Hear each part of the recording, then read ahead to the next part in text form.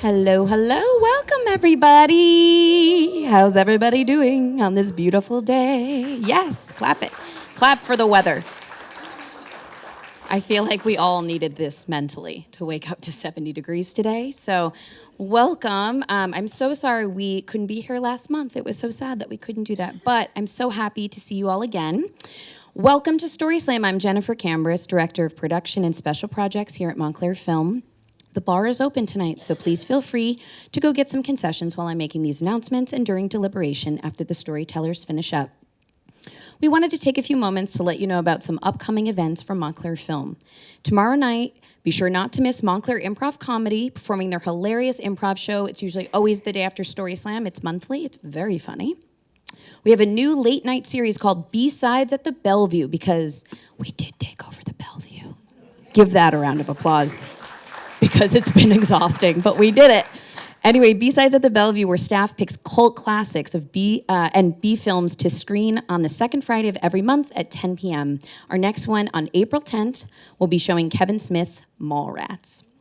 On April 11th, we are partnering with Outpost in the Burbs for a combo event celebrating the music of John Prine. We are screening the film You Got Gold, a celebration of John Prine at the Claridge at 4 p.m. that afternoon, followed by a discussion with a few of the musicians from the Outpost of the Burbs show, In Spite of Ourselves, the music of John Prine, that will take place later that night at 8 p.m. at FCC. You can also get a VIP ticket to both events. Our Summer Academy classes are now open to registration for kids and adults with lots of incredible ways to learn a new skill this summer while having a blast. And we have a few special classes specifically for adults looking to start a career in the film industry. If you're inspired by the storytellers you see here tonight and have a story to tell of your own, our host is running a storytelling class starting in April. Visit the education page on our website for all of the details. Thank you to all of the Montclair Film members. Can we please have a raise of hands if you're a Montclair Film member? Love to see it. Give yourselves a round of applause. Our members receive discounts on tickets to the festival, the Claridge, and now the Bellevue, along with so many other perks. You'll be helping to support that work that we do all year round. Please visit our website to find information and buy tickets for all of our theaters and events in one place at montclairfilm.org. Be sure to sign up for our emails and follow us on social media to make sure you're the first to know about everything we've got going on. Please note your fire exits on your left and your right, and our restrooms are on your left and outside of the door. Without further ado, I'd like to introduce you to your host for the evening, Duncan Miller. He's our, give him a round of applause. I agree. We love giving round of applauses here. He is our storytelling teacher and coach here at Montclair Film. Duncan is a former actor and improviser who's performed with the Second City and Improv Olympic in Chicago. After performing in theater, short films, and festivals in New York City, Chicago, and Baltimore, he earned his master's in education. Currently, he is an academic dean at North Star Academy in Newark, helping guide the next generation of storytellers. Please welcome Duncan Miller. Thank you, Jennifer. Thank you, everybody. Good evening. Very excited to be here with you all tonight. As Jennifer said, we were out-weathered last time, but get this, the weather never weathered. I've been stood up, I have, but by Mother Nature? We are excited to bounce back here tonight, and our theme is an exciting one. We just had the Oscars, we finished awards season, and tonight our theme is, and the award goes to. We're looking for something a little different, though, tonight. We're hoping to hear your stories about winning that award that you tell yourself about in the shower. We're hoping to hear that time that you did something exceptional and looked around for the accolades and nobody was there. We're excited to hear those excellent stories about the times that you did something truly genuine and beautiful and didn't need somebody to say thank you. We're really excited to hear what you have to offer tonight, so thank you for being here. Before we dive in, we have to meet our wonderful judges, the three in the second row here. They are community members and, of course, industry experts, and we're so grateful that they're here to guide us in this competition. Storytellers, it's a friendly competition tonight, don't you worry, but there is Montclair Film swag on the line, and of course, as always, first place winner will get a year membership to Montclair Film. So, let's meet our judges. First up, here in the center, we have a brand new judge. This is Keith Strudler. Let's give it up for Keith. Keith is the Dean of the College of Communication and Media at Montclair State University. He oversees a broad range of majors, programs, partnerships, and co-curricular activities. He joined Montclair in 2017. He led the transition from school to college and enrollment growth from 800 students in 2017 to 2,000 today. Strother previously served as the founding director of the Marist College Center for Sports Communication and served several years as the communication department chair. Strother is a longtime weekly sports commentator for Northeast Public Radio, an NPR affiliate that spans across 7 states in the Northeast. In his spare time, he works to commit every episode of SNL's Barry Gibb talk show to memory. Let's welcome Keith one more time. Next up on the end, we have Yana Collins-Lima. Let's give it up for Yana. Yana is the CEO of Travana Post Incorporated, a film and television post-accounting firm. She currently oversees strategy and operations of the New York, LA, and London offices, overseeing a staff of 50. She started as a post-production accountant at Travana, working on feature films and television shows since 2004, and she is an active member of Local 161. Yana also serves as chair of the Post-New York Alliance Board of Directors. The PNYA successfully lobbied New York State for a 30% film and TV post-production incentive. She's a relentless advocate of the post-production industry. Yana lives here in Montclair, where she serves on the board, am I reading this right, of the Montclair Film Festival. How about it? Welcome, Yana. Third and on the end here is Axel Ortiz. Let's give it up for Axel. Axel's an award-winning Chilean editor and filmmaker with a BFA from Montclair State University. His work includes, yes, give it up. Any other MSU folks here? Yeah, all right, welcome. His work includes short narratives, documentaries, commercials, and experimental films, which have been screened internationally. He's currently developing an experimental web series, and he works here at Montclair Film as the operations manager and special projects with the education department. Let's give it up for Axel.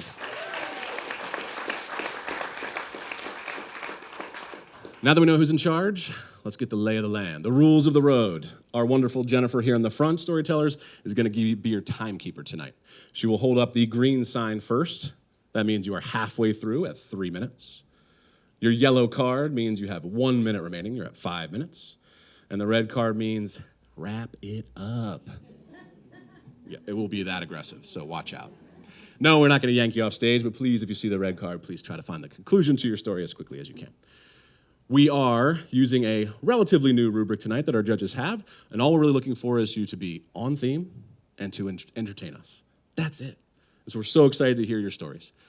The bar is open, snacks and drinks are ready, but we don't have an intermission, so if you want something, now is your time to grab it. One more time.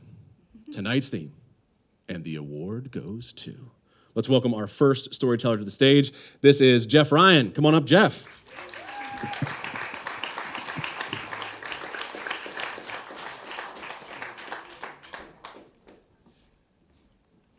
If I go long, maybe they'll play me off. My mom would pick us up and then after school and go shopping, and my brother and I would stay in the car and save the world. She would go to a place like Caldor or Bradley's. I don't know if you remember those. And we used to go in with her when we were little, and we'd look at the toys. There were Transformers, and there were G.I. Joes, and there was a toy we liked called Mask. Now, Mask was like a budget Transformers. It was a car that transformed into another vehicle, like a Jeep turned into a speedboat, or a bike turned into a helicopter. But we had those toys at home, so we decided to wait in the car and save the world. Now, we used to have a car with a radio tuner, which was hard to use. But our new car was a Dodge Caravan minivan, and it had buttons.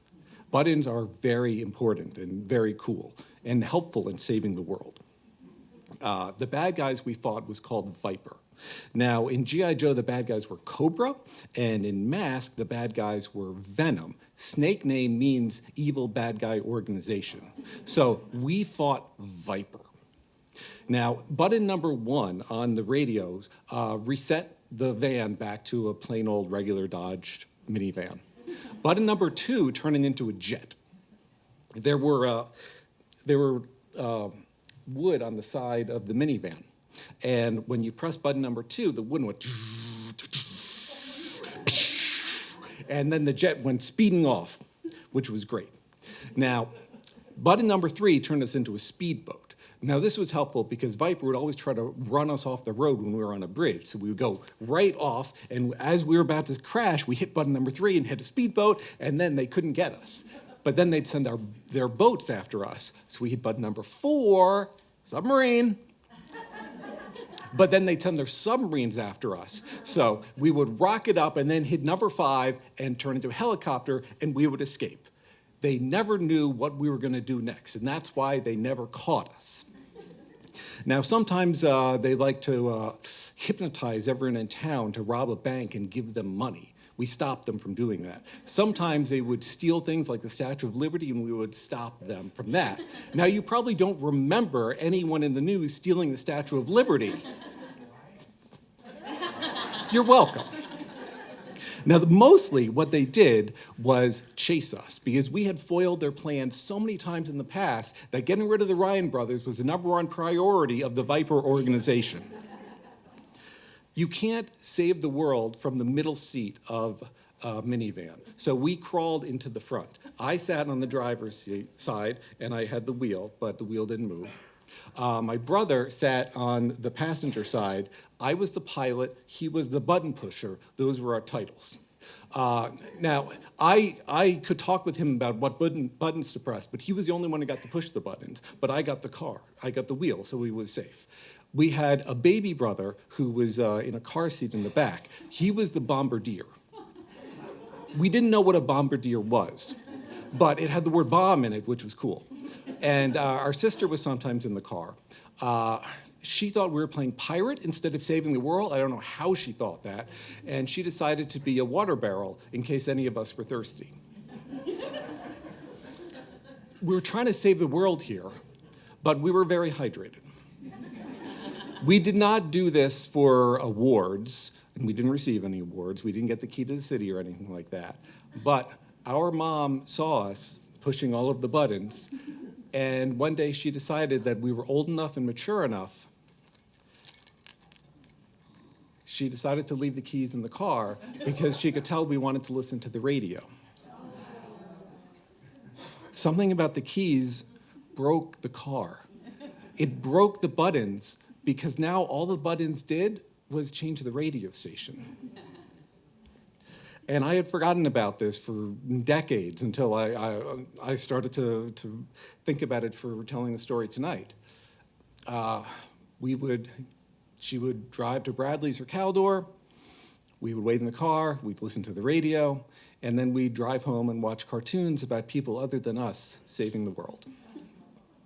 So, my conclusion after thinking about all of this, Viper has an amnesia ray. They hit me with an amnesia ray, and that's why I couldn't remember any of it. But I don't think I'm the only one they hit. When everyone goes home tonight, you're gonna sit in your car, think about which button is the oil slick. Because I bet you remember. I bet somewhere deep in you, you remember.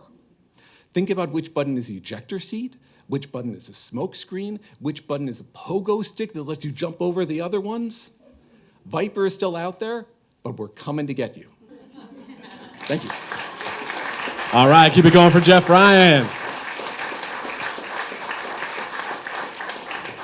Mom had a lot of trust, huh?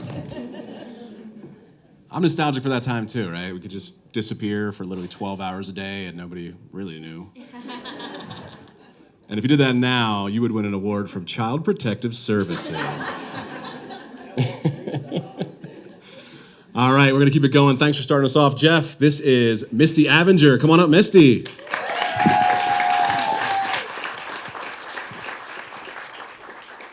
All right. Oh, that's loud. Okay.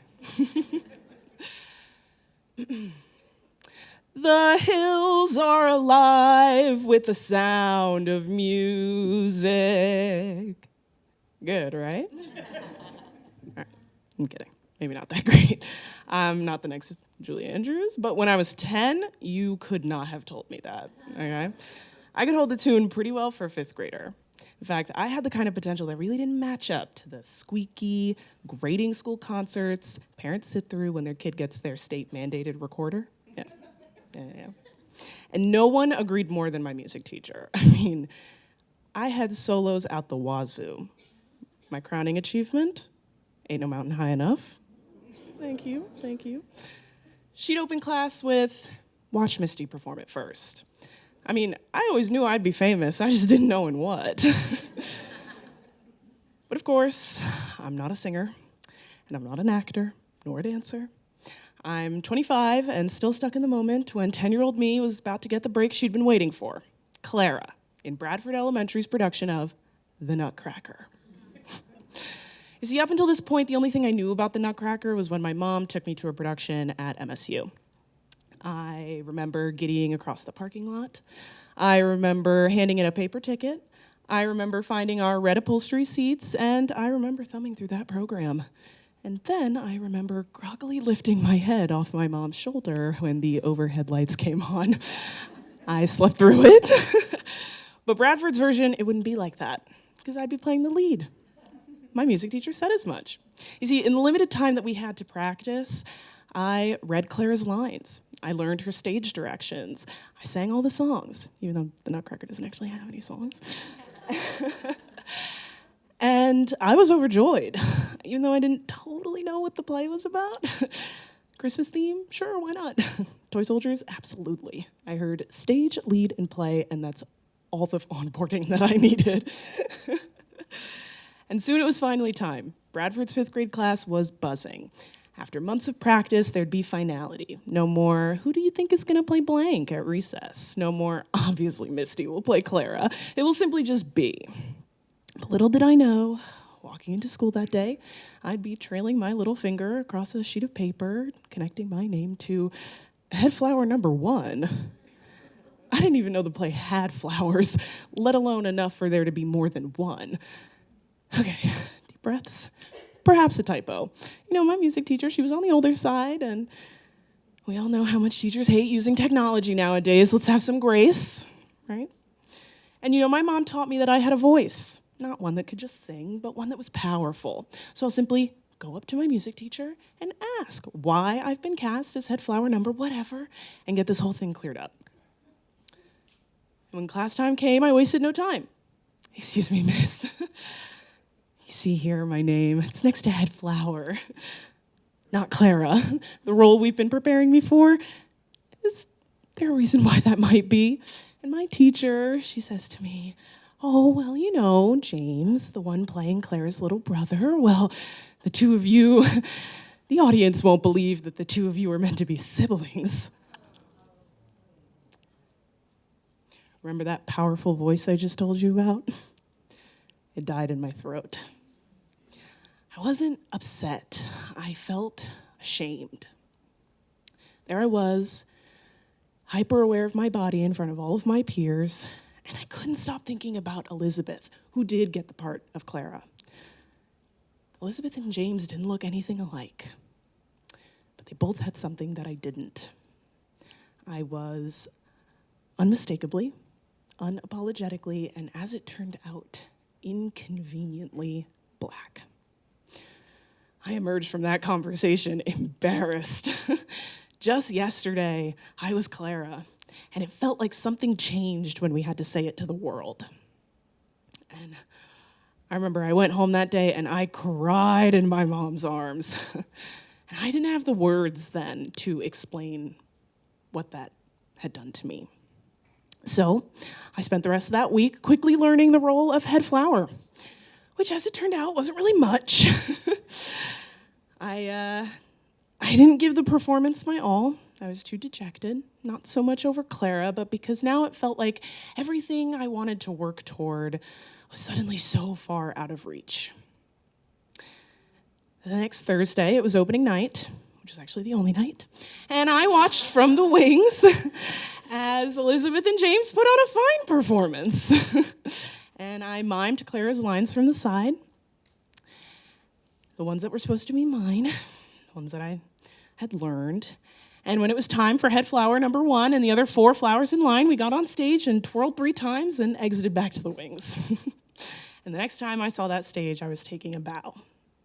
You know, I've spent my career working behind the scenes. I write under pen names, I produce and edit behind the scenes, making sure other people's voices get heard. And I just tell myself, it's just what I'm good at. But somewhere underneath it all, I'm still that 10-year-old girl too ashamed to defend herself. It's taken me 15 years to unlearn what my teacher said to me that day. To not walk into rooms and opportunities hoping I look the part. And the audience at Bradford Elementary will never know what they missed. But I do, which is why I'm here. Thank you. All right, give it up for Misty.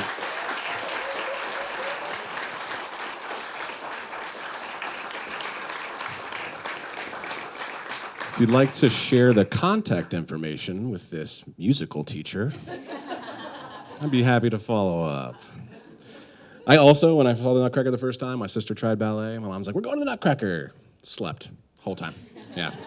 I enjoy it now, but thank you for sharing, Misty. All right, let's keep it going. Let's welcome to the stage Linda Shortman. Come on up, Linda.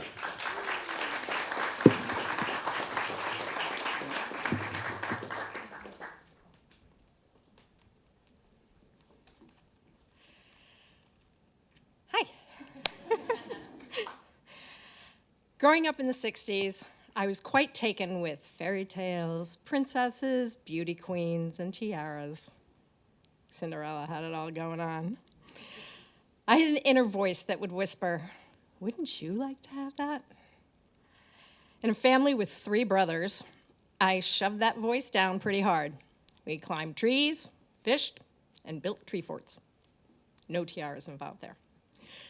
But when I was around 11 years old, I was in a talent contest at a summer camp. Surprisingly, I won for singing the song Pass Me By, big hit from '65, and was awarded the title Miss Camp Hoffman. No tiara, but showing my delight at winning the title taught me that will not make you popular with your peers. Shove that inner voice down. Years later, when I was a teenager, our small town spent the summer celebrating the 300th anniversary of the town. The town embraced the tricentennial with events, contests, a parade, and a tricentennial ball. This led to a contest for Miss Tricentennial. Those beauty queen dreams in my inner voice was activated when I was nominated for the title. After all, I was Miss Camp Hoffman. That tiara should be mine. Needless to say, I was not crowned queen. But it was a fun summer, and the other women nominated were fun to hang out with. And I came away from the experience with new friends, a pretty dress, and a really good time. I told my inner voice to sit down. Another brush with the elusive tiara was my senior prom. The prom committee embraced the traditions of gowns, tuxedos, flowers, and you guessed it, prom queen. The whole senior class was invited to vote in the week before the prom for anyone in the class. I was not one of the cool kids, so I cast my vote and basically forgot about it. The night of the prom, they announced the top 3 vote getters. The prom court.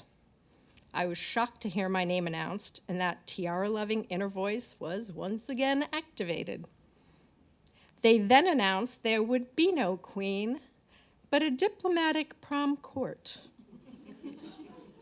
As I accepted my roses with the other girls, my inner voice said, what the fuck? I learned that a popularity contest was not worth winning, but having fun at the dance and throwing a kick-ass prom party with my friends was pretty great. Post-prom, left a word out. Post-prom party with my friends was pretty great. Though I still like tiaras, I learned that good times with friends, new and old, were much more important than shiny things. And I'd say my inner voice finally learned that too. And if y'all would indulge me, one little thing. Tonight is an event, it's not an event, it's a landmark for me. Lost one of my younger brothers about 2 years ago. And he was what we called an optimist. He was the eternal optimist. And his daughter wrote this little magazine before at Christmas in memory of him. And it's titled, How to Be an Optimist. And I was reading it today because it's the anniversary of his passing.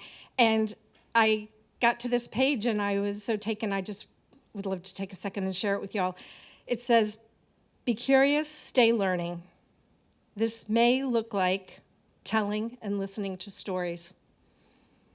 Thank you all for letting me tell a story and for giving me stories, great stories to listen to.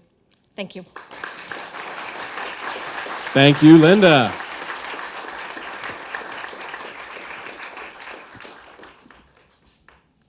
Sorry for your loss.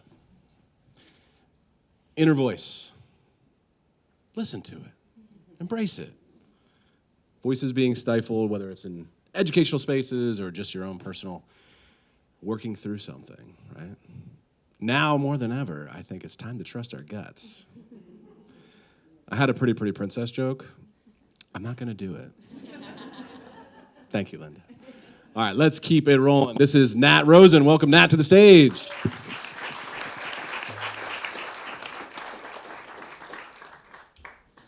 All right, so my story is from about 20 years ago, and it happened in Baltimore, Maryland, specifically Pimlico Racetrack, the location of the second of the Triple Crown races, the Preakness. Back then, the horse race itself was really a sideshow to a near 100,000 person frat party that happened in the infield. And though my buddies and I loved to drink beer and have a good time, we were probably 10 years above the target market and definitely not as passionate. So we kind of approached the experience more as an anthropological look at society. And as we were walking around doing our little scientific research, we decided we wanted to find the greatest party animal ever. And in the middle of the infield, randomly, there was a truck parked. And our candidate popped up very quickly. Sometime between race 3 and 4, a fraternity gentleman with his buzz cut and no shirt on climbed up the truck. And he stood like Moses at the mountaintop. And what did he do but start to dance? Now, my experience with white frat guys at the time was that their only moves were something similar to the inflatable guy at the, in front of the car. But this guy, no. This guy had moves. Like, Don Cornelius would have hired him on the spot to be a backup dancer on Soul Train. And every bob, weave, and sway, the crowd started going wild. Almost as if he was a real pop star up there. Now, this is a point where I have to kind of tell some rules and regulations of the horse track that really play a key role in this story, which was back then, Pimlico was BYOB in the, and the only stipulation was that you had to be able to lift your cargo up 2 steps. That's it. Now, you had to transport it to wherever your group of friends had colonized in the infield, which caused, full cases of beer to be left behind when a 110-pound pie-fi couldn't continue to carry her 2 allotted 30 racks. Now, in economics term, the infield was a closed system. Now, there was a tremendous amount of demand for beer, but the supply blew it away, creating it that every can of beer in this system was basically valueless. And only one frat guy looked at his recently opened Bud Light and then looked down at a kiddie pool filled with probably about 250 Bud Lights and thought, why don't I throw this? Now, for anyone who has not seen a can of beer that's open fly through the air, it is majestic.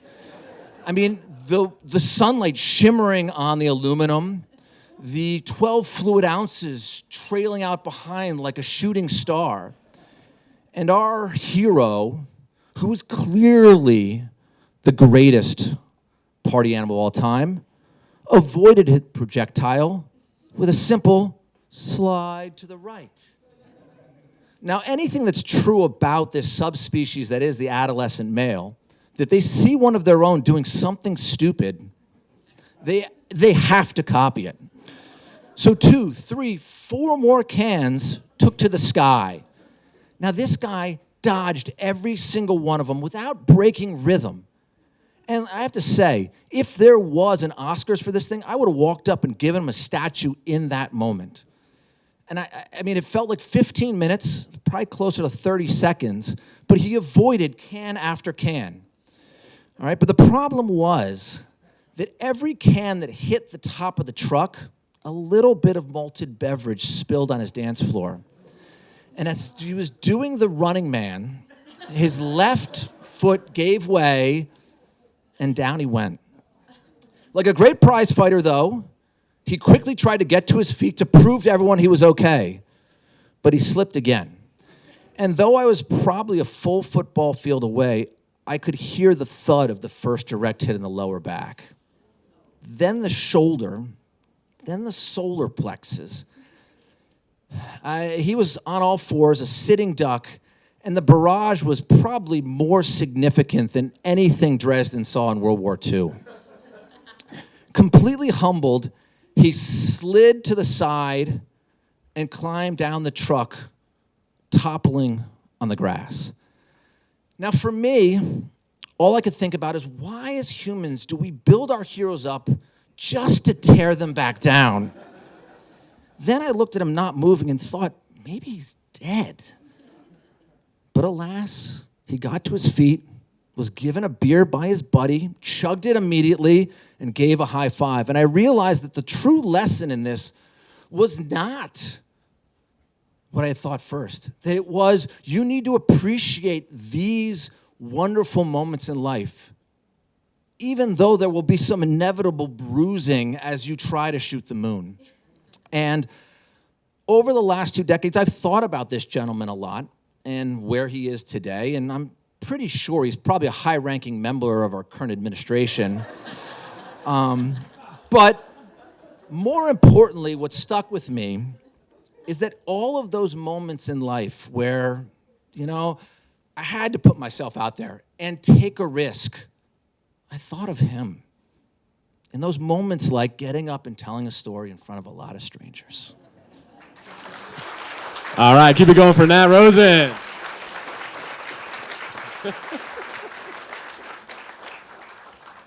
I really respect your commitment to the research. Sacrifice.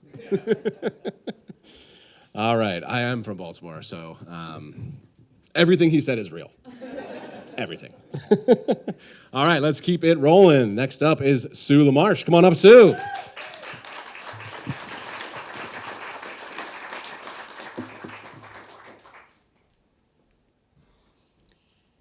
As an adult, I learned to bake pies, and I always felt a real sense of accomplishment as I got better and better at making dough and at succeeding at baking different kinds of pies. But none was as impactful as the humble pie that was thrust upon me a very long time ago, way back when I was 12. I began to take piano lessons when I was 7 from a dear family friend who was an exceptionally talented musician. My mom was a gifted singer, so it was thought that I might also do well at singing. Every year, every year, our Association of Music Teachers held a festival of music, which was adjudicated by members of the Royal Conservatory of Music of Toronto, and so I participated in both piano and singing. I hit the ground running when I took first place when I competed in singing the first time. Oh my God. Garnering the commentary, lovely voice, well projected, good breath control, splendid performance. Well, okay then. Promising future? To give you a little bit of the backstory, a little bit more of the backstory, I was the firstborn, and my parents rented the upstairs apartment from a couple who had 2 older daughters, one of whom became my piano teacher. So when I was born, they treated me like one of their own and cherished the living daylights out of me. I was already winning at life big time.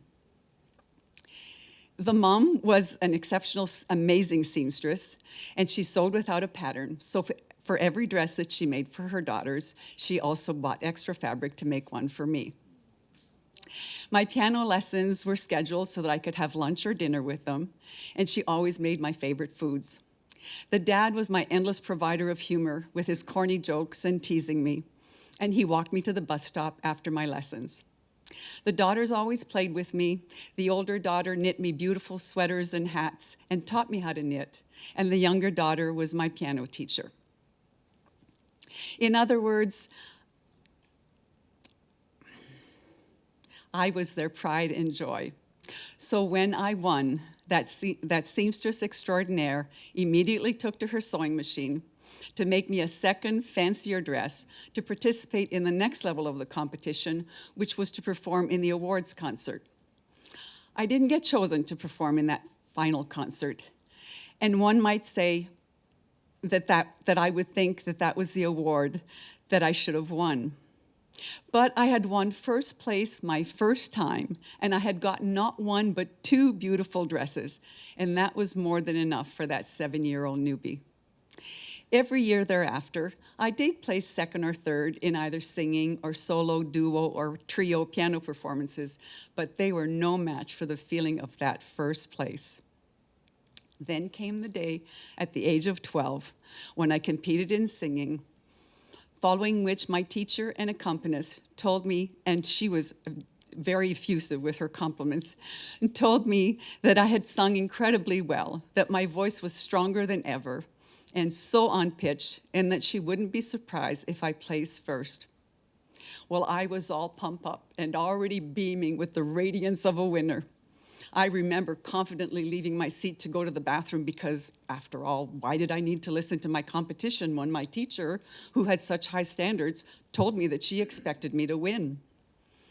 As the adjudicator announced third and then second place, and I was not one of them, I sat up straighter, more confident than ever, waiting to finally once again hear my name as winner of the first place.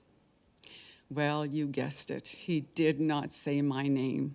I couldn't believe it. I was so deflated and so humiliated. Here I'd been walking around like a proud peacock, and not only had I not won, but I hadn't even placed. But if you had heard the comments, an imaginative performance, you sold us your song beautifully, words clear, your voice is quite mature coming out of such a small person, would you not have expected to at least place? I was so crushed that I never participated in the singing competition again, even though my teacher assured me that the adjudicator had gotten it so wrong. But what I did do was never take anything for granted again. It had such an impact on me that it was a process to gain my self-confidence again, and I was never quite as competitive after that. But the biggest and the most valuable lesson that I've carried throughout my life was to be humble. It allowed me to have empathy and compassion and gratitude, which have served me so well. I learned to simply show up and be in the moment in the best way that I can at the time, with no expectations of the outcome. I know that I performed really well that day, and what has stayed with me is the feeling that I was so pleased with my performance, feeling that I was at my best, that I was shining. Never forgot that one when I was practicing. I was proud of myself for having the confidence of performing without my knees shaking, and for honoring my gifts and for putting myself out there. Having said all of that, I still think I should have won. All right, keep it going for Sue.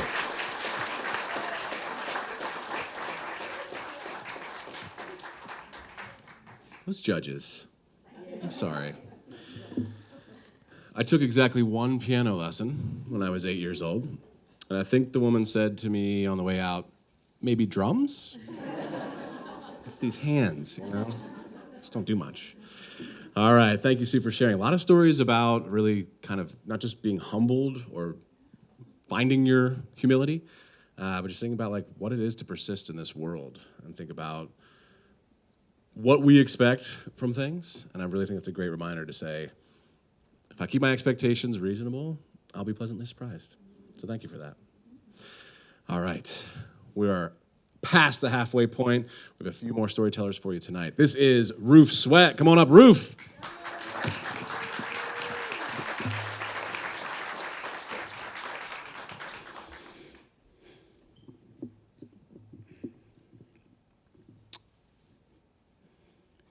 Every morning you drop your child off in the hands of someone you don't know. No clue whether they care. You don't even question it. You can only hope. I'm just a substitute. A man who's lost everything. A relationship, stability, people he loved, and a sense of direction. Walking into a school with nothing to prove, but everything to figure out. What happened in those classrooms changed me. Students walking up to me to ask for relationship advice, others asking for help with a scholarship letter, not the counselor, the substitute.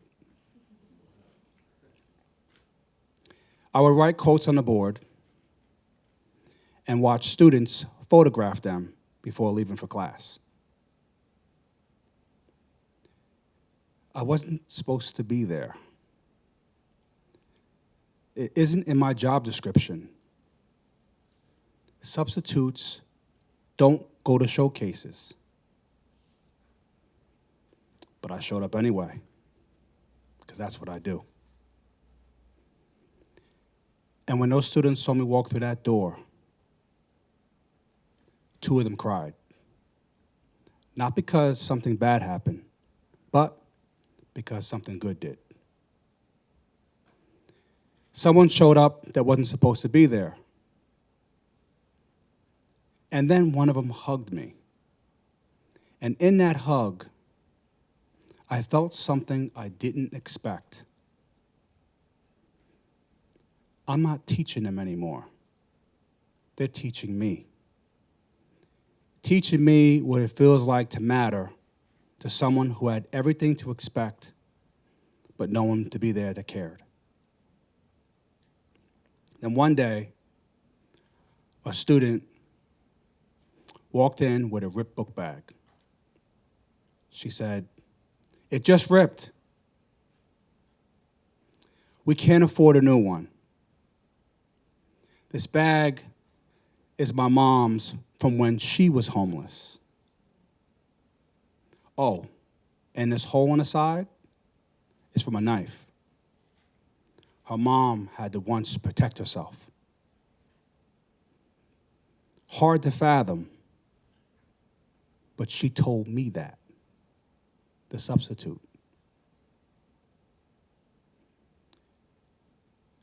Every morning, you drop your child off in the hands of someone you don't know.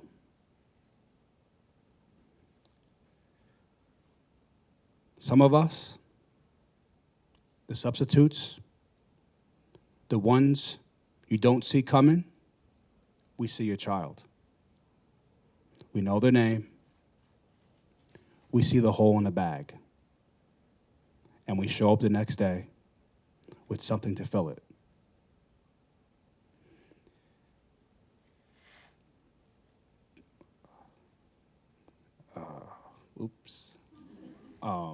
With something to fill it. Oh, man. Yeah. So we show up the next day with something to fill it. And nobody, I totally forgot my last sentence.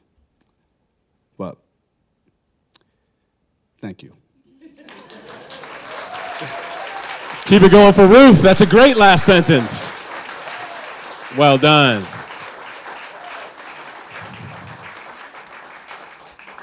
Thank you for being a substitute who is doing the work. I remember. Yeah, give it up for that. I had a psychology teacher in high school who went on paternity leave, and the substitute showed A Beautiful Mind 4 times on repeat. He was like, that was great, guys. Let's just do it again. Great. Really dialed in on that movie. All right. Thank you, Ruth. Also, just think about the persistence. It is hard to stand up here. Also, it's a little hot. I know. Sorry, guys. This house is packed. You've been a fantastic audience. Thank you. This is not easy. Storytelling is bearing your soul. This is deep work. Thank you for doing the work. All right, let's give it up for Evan Cutler. Come on up, Evan.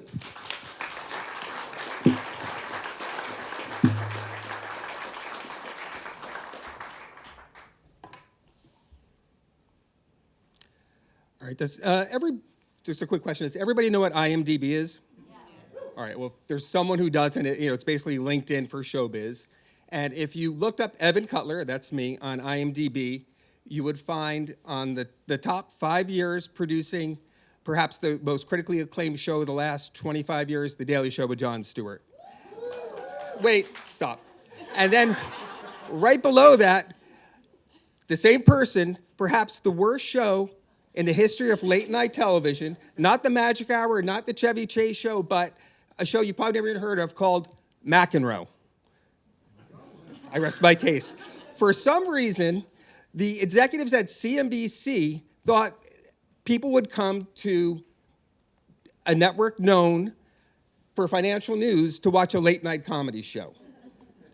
And I was hired to be the person to teach John how to be a late night comedy show host. Now, you're probably wondering, Evan, why would you leave The Daily Show to host, to be a showrunner for John McEnroe? Well, I'd been at The Daily Show for about 5 years. I've been all over the country with Steve Carell, Stephen Colbert, and it became exhausting after 5 years. And John also fired me. We didn't really fire him. He said, I think you'd probably do better with a show that didn't have the words Jon Stewart in them. So I went to CNBC, I met John, and we hit it off. We both happened to have a lot in common. We both had a wife whose first name was Patty. His wife was Patty Smythe from Scandal. Goodbye to you. My wife is Patty Safian, who's an acupuncturist. So you could tell we bonded, quite well together. And we would commute to Englewood Cliffs from the Upper West Side every day in his Prius, and I would teach him how to be a talk show host. And the only thing he really was concerned about was his catchphrase. Does anyone know what John's catchphrase is? You cannot be serious. Exactly. You cannot be serious. So we debate how many times can he use that in a show. That was sort of like, and he had a hit book, so he was like really focused on using that catchphrase. So the first week of the show went great. Our first night, the guests were terrific. We had Will Ferrell was our first guest. We had Sting, Metallica. Later that week, we had Adam Sandler, Elton John. Everything was great. There was only one fundamental flaw with the show. John had married, his first wife was Tatum O'Neal, who he hated with a passion. So every actress reminded him of Tatum. So I don't know if you've ever watched a late night show, but most of the guests are actors and actresses. So the second week, our first actress was Toni Collette, who had been in a movie called Muriel's Wedding. It was famous that she had gained 40 pounds for the role. And we told John, that was the only thing he found interesting about the entire packet. And we said to John, she does not want to be asked that question. She's been asked it 100 times. That movie was 10 years ago. He's like, all right, whatever. So he starts interviewing her, and after maybe like 30 seconds, he's bored, and he's going through his cards like I have here. And he's like, hey, I remember you lost like 40 pounds for some movie, which he had never seen. And she rolls her eyes, and then he's like, how's it been coming along getting that weight off? And you could hear the scream from the publicist down at the end of the hall, which was like a long hallway away. So we realized, okay, John, we got to do something. The interviews are not for you. So they brought in this guy, Woody Frazier, who was he was so old that he would refer to CBS as Westinghouse. He had done shows like the Steve Allen Show and Those Amazing Animals and the Mike Douglas Show. His PA was Roger Ailes on the Mike Douglas Show. That's how old he was. So he said, listen, Steve Allen, he did a thing called a do. Anytime you have a guest, do a do. Don't bother asking questions. Just do something with them. Steve Allen did the human tea bag. He wrapped himself in 400 tea bags and dunked himself in water. So we were like, all right, that's John Loves. He's competitive. He's athletic. Let's do a do. So we look at the first week, on the board, the week of who we have coming up. Al Leiter from the Mets. He'll teach John how to throw a cutter. Robert Parrish from the Celtics. They'll play horse. Robert Kennedy Jr. Now, first of all, it was a mystery why we had RFK Jr. on that board. Turns out John was in the Riverkeeper with him. John was on the board, and RFK, believe it or not, used to be a naturalist. He used to be in charge of he tried to save the Hudson River. So I'm like, what the hell do we do with RFK? So I call him up and I say, all right, what can we do with you? And he's like, well, I'm into falconry. And I'm like, all right, bring your falcon. And I'm a real birder, so I'm like totally excited. I have my binoculars. We're out in the backyard in Englewood Cliffs by the parking lot. And here's the falconer with his thing in the glove. And John has his glove and the bird's on here. And John blows the whistle. The bird takes off high in the sky. And I have my binoculars and I say to the falconer, I go, oh, wow, look, another peregrine falcon. And all of a sudden he's like, and I look up and he goes, don't tell me it's a female. And I'm like, yeah, it's a female. He's like, next thing you know, the bird disappears until it's the tiniest little dot. 30 seconds go by and his $20,000 falcon had vanished. So we left, sort of cut the segment short, go back inside. Hours later, I go to my car to go back to Montclair, and here's this guy, still like this, waiting for his bird to come back. So, long story short, we ended up, the ratings guys from CNBC came in and said, listen, you guys have been getting a 0.0. That's in ratings history, that's never happened before. People will like fall asleep and roll over on their clicker and get like a number. You guys got nothing. So we got canceled after 22 episodes, so I didn't get my Emmy for this, even though I had 3, which I also didn't get for Jon Stewart. But at the end of the day, the last show, I ended up stealing something, which is sort of like an Emmy.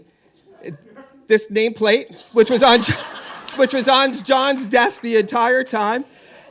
And I thought if there ever was an Emmy for the worst show on the history of TV, I would take my statue and I would take out my little thank you and say, I'd like to thank John McEnroe, who taught me an important lesson.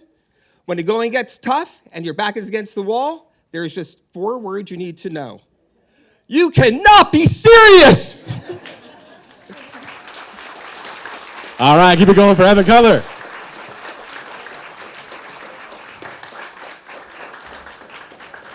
We're going to open the barn door and bring a little breeze in here. Also, it'll make all the people walking by so jealous that you're here and they're not allowed. RFK makes a lot more sense. He lost that really expensive bird, and now it's just burning it all down.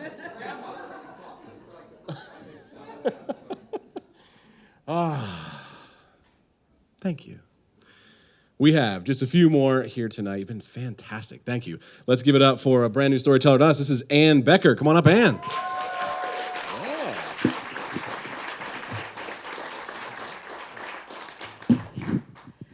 Okay, so I'm just gonna give you a little warning. First, thank you for letting me tell you this story. This is not so jaunty. That's not the formal title. So it was 1996, Christmas Day, and I was going to hang out with my mom, and about 1 million doorbell rings later, I realized I needed to get the neighbor because I forgot my key. So we ended up breaking down the door. I went into the house, and my mom was dead in her bed. And interesting fact, in Pennsylvania, when there's a suspicious death, which this was, I'd never seen anybody dead before in my life, by the way. So when there's a suspicious death, this team of forensic folks come in, and they all happen to be like Herculean size guys in orange suits. That's how I remember it. No, it wasn't Devo. And I'm bawling my eyes out on the couch in the house I grew up in. And one of these giant, thick-necked dudes comes down, and he has this bottle of pills. And they had been rifling through all of my mom's stuff, and it just was kind of like creepy and weird, and they're strangers and whatever, but it's what they had to do. So the guy says to me, "Did your mom have heart trouble?" And I'm thinking, oh crap, this is worse than I even realized. And my eyes are so swollen, but I take the bottle from him and I examine it as closely as my swollen eyes could. And I'm reading it and I go, no, but her cat did.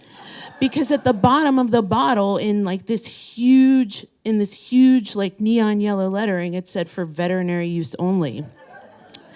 So fast forward to about 2016, before COVID, I'm talking with my sister Jessica, and Jessica says, "I've got it. I have the answer. The answer to when people ask me what I do." So Jessica was really was a late bloomer, and she really didn't like the whole shame-based idea of being asked what she did, meaning like her career. And she came up with this answer, and she said, I know what I am. I'm a stay-at-home stand-up comedian. And I just thought that was so brilliant. I immediately called my best friend Bonnie, because Bonnie knew just how snarky and irreverent Jessica is. And I tell Bonnie the story. Well, now we're gonna jump to October 2025. And I'm sitting at this long table with my family and my best friend Bonnie. And Gordy, who's the most loving, caring, earnest funeral director that you ever would want to comb the leaves out of your sister's hair, says, "And what was your sister's career?" And I knew this was going to be in writing.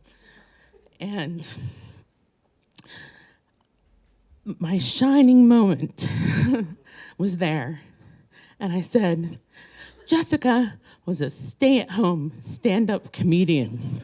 And Bonnie laughed.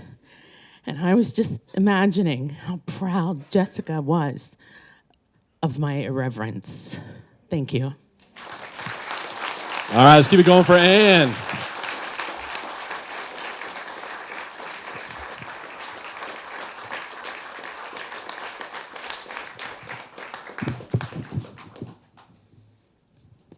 I'm not very good at juggling. That's why that took a minute. Sorry about that. All right, we have two more. Hopefully you're feeling a little bit of the breeze. You're all just so warm and toasty. Thank you. All right, we have two more. This is John Minus. Welcome up John to the stage.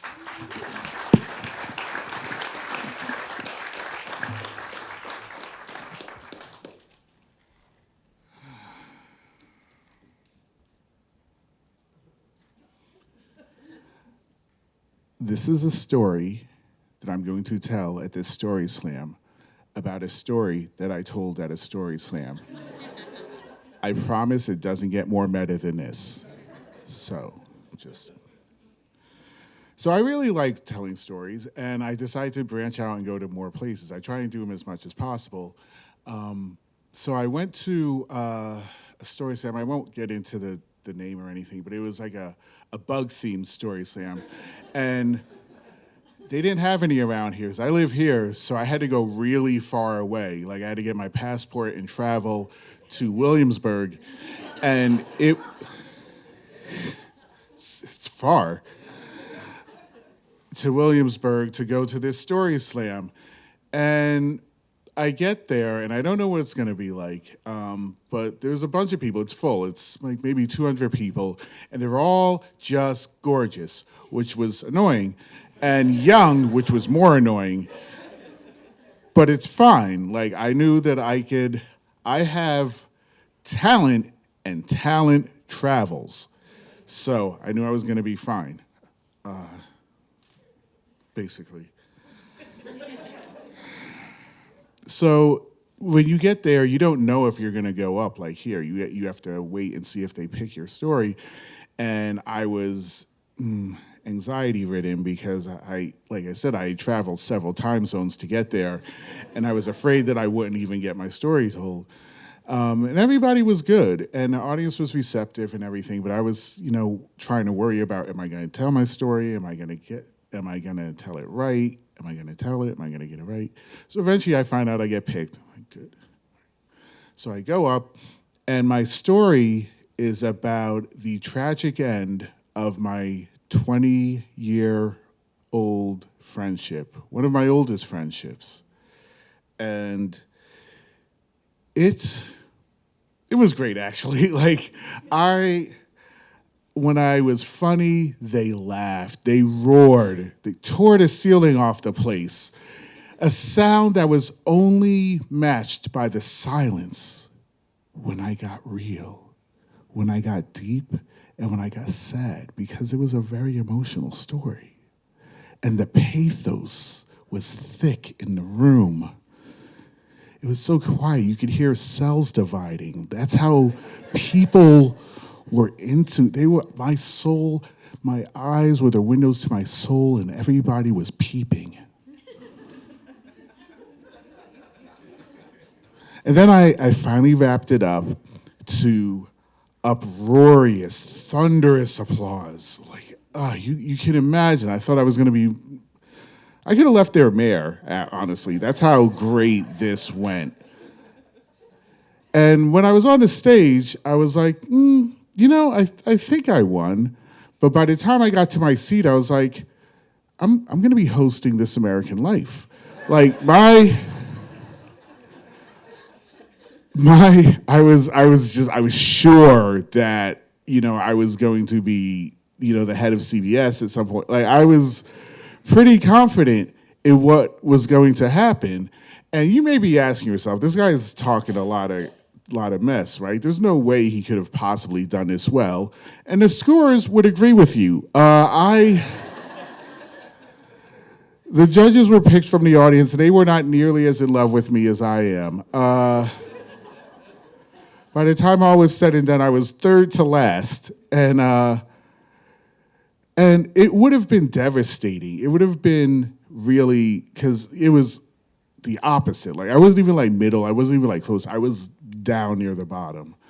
And if it wasn't for my nigh delusional sense of self-esteem, it might have been really upsetting. But when the show was over, the person who won, we were talking, and she said, when you were done, I thought, well, we should all just give up. He obviously won.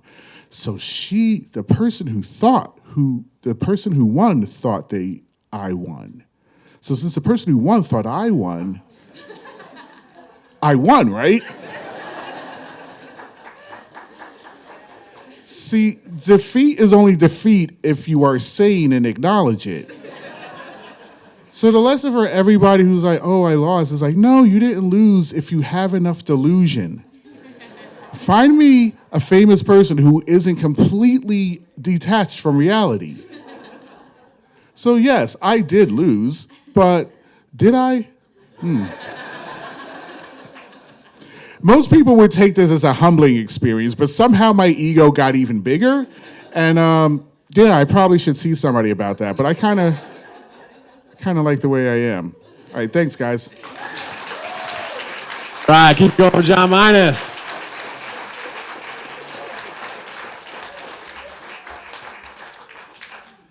Wow. And you're all not delusional, which is why you're in a reasonable room next to reasonable people and have expectations. All right, we have one final storyteller tonight. Let's give a warm welcome to Wayne T. Williams. Come on up, Wayne.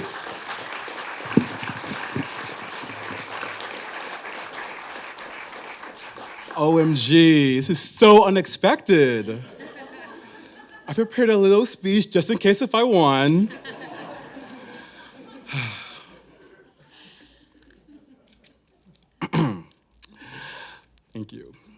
It's very apropos to connect me, Wayne, with an awards season speech. I've lived most of my life performing for people's approval and damn near begging for my talent to be validated by entertainment elites and so-called best friends whom were lacking true artistic talent and substance of their own. Yeah, it's that kind of speech. I was a segment producer in Los Angeles for live red carpet award show programming for years. I would pensively watch hundreds of adoring, screaming fans, cheer on and root for their favorite celebrities to win awards voted on by an unknown committee composed of lesser known and less accomplished members of the same industry. My segment producer gig would later become an obsolete position in an ever-evolving industry, and I believe a main reason for that is due to viewers becoming disillusioned by the award show circuit, similar to the way that I became disillusioned to the Hollywood industry years later. That disillusionment led me to have many epiphanies of my own life, which seemed to coincide with my Saturn finally returning. Before that, though, I felt like a satellite aimlessly floating without a planet to orbit, purposeless. I moved to the Bay Area and chose to sit in peace and solitude. The harmony and rhythm of the Oakland birds and the breeze taught me to appreciate the quiet joy that comes with a shifted perspective and a new permanent state of gratitude. I found God again. I found me again. This black and proud bisexual Aquarian from Patterson way back when somehow got his snap, crackle, and pop back again. I stand 6'2", solid and bronzed all over, balancing a 24-karat gold-plated globe on my shoulders. These days, I'm 007 with it. I stay stirred up, but I'm never shaken. I stay clocked into multiple jobs, bringing home all the bacon. I scale to the highest peaks with ease and clarity, and I fumbled and fallen into the deepest of valleys, losing all sense of myself and gravity, but it all brought me here. And thank God I'm here, accepting this award. But seriously, if you're like me and you've survived 38 years of this much life or more, you probably deserve multiple awards in different categories. Awards like most mileage squeezed out of a dead engine, or most creative excuse given to your partner explaining where the hell you've been for the past 3 hours. But you know, it took a village of praying hands, a great deal of beloved family members and true friends, and a vast army full of haters hoping for my downfall with no end, and it didn't work. And I just feel super compelled to thank a few of them. Can I do that? To some of my high school classmates, thank you for helping this stuttering kid overcome his shame and finding his voice, and for proving 10 years after graduating that maturity doesn't come with age for everyone. To my intro to photography college instructor, thanks for the crash course in Karen 101, equal parts grotesque and enlightening. To my ex-best friends, SN and DA Jr., thanks for being my chosen family when I needed it. But more importantly, thank you for giving me my biggest lessons in emotional betrayal and being living proof of how absent support and undercover narcissism look when they're staring you right in the face for 16 years. Lesson learned. To the worst romantic partner in the history of ever, Jay. Where's my camera? Where is it? You're a demon. Thank you for showing me what I could survive and for revealing the demon slayer within me. To Dwayne, thank you for holding a mirror up to me back in the 8th grade and showing me the ugliest version of myself. It was an important moment in my adolescence that forced me to grow up and mature. I'll forever be sorry to you, and I hope one day to say that to your face. Thank you to Cam for being the best girlfriend I've ever had. Thank you to Billy and Shamsia for being true and authentic friends and being consistent. And thank you to my mom and my sister who are forever my lighthouse and my sun. I'll never be lost as long as you're in my life. This award, wherever it may be, reminds me of my journey to get here, and I'm so grateful for it. Thank you, judges, and thank you, audience. All right, here we go for Wayne. And please keep it going for all of our storytellers tonight. What a great offering of stories. You've been a fantastic audience. We're going to send our judges upstairs to deliberate.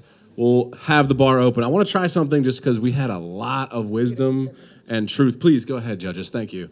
I just want to say thank you to the room. Kind of weird, kind of abstract. But on two, can we just offer up a thank you to everybody for sharing and for you being a great audience? On two, thank you. 1, 2, thank you. All right, please go meet a storyteller, talk to your neighbors, share some more wisdom. Bar's open. They'll deliberate for about 10 minutes, and then we'll find out who won the evening. Thanks, everybody. You've been a great audience. Let's give it up one more time for our storytellers tonight. Keith, are you kicking it off? Oh, Axel's going to start us off. Thanks, Axel. I know you guys just clapped. Could we please give it up one more time for the storytellers? My goodness. My goodness. I have the honor of giving the third place prize. This one, it really touched me. It was a story about being overlooked. It was a story about not being chosen. There was a big gut punch in the middle of it. Third place is going to go to Misty. All right, come on down, Misty. Yes, of course. Congratulations. Great job. And will you actually step down here, Misty? We're going to get a group picture. You can stay up here. Thank you so much. All right, Yana, tell us what's up. I just want to say that, you know, this is just the least important part of the evening. We had the most important part of the evening, and that was everybody showing up, telling incredible stories. Having to rank them is really a form of torture. So I just want to say that second place goes to a story that was incredibly relatable, that brought us all back to our childhoods, and terrified us that there was going to be an awful car accident. But second place goes to Jeff Ryan. All right, Jeff, come on down. Congratulations.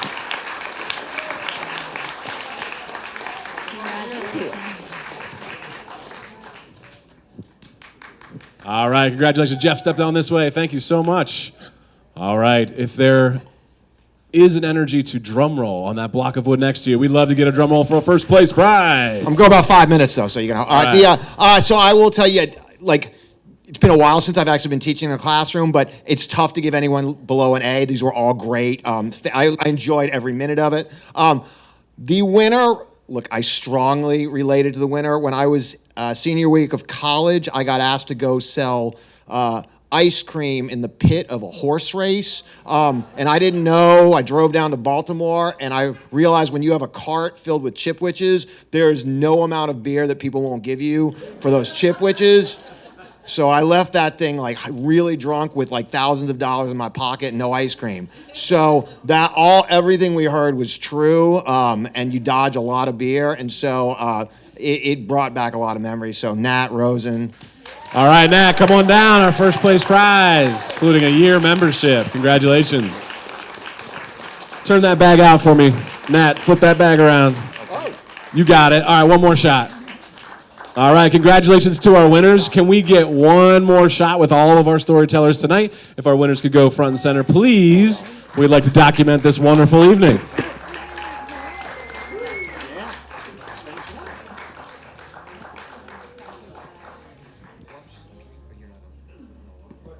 Gonna have to get a little comfortable.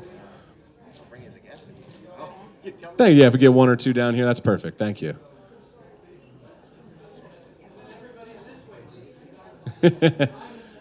Lean into the spotlight. Everyone, step left, step left. Thank you, Wayne.